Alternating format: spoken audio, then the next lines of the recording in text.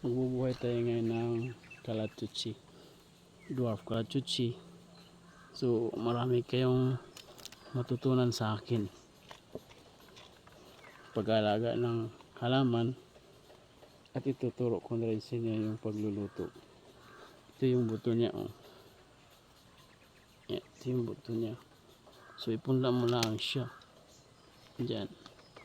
After 2 months sisibol na siya, naging ganito na.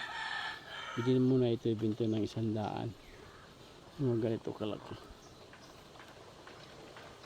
3 to 6 months pwede mo na siyang ibinta.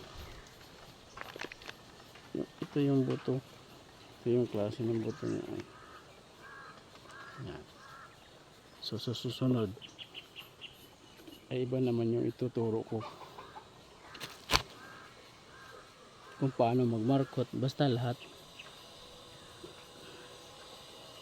sa totoo lang, ayaw ko talaga sana mag ganito. Gusto ko sana maging private yung life ko, eh. Wala eh, kulit kasi ng Mita. Isi-share ko daw yung mga video ko sa gallery. Ayan, tuloy naumpisahan na. So dito mamayang hapon sa kusina naman ako. So bali dalawa yung work ko. Dati nga ay 3 pa eh. 6 to 10, 10 to 2, at saka 2 to 10. Umalis na ako dun sa 10 to 2. Pagod.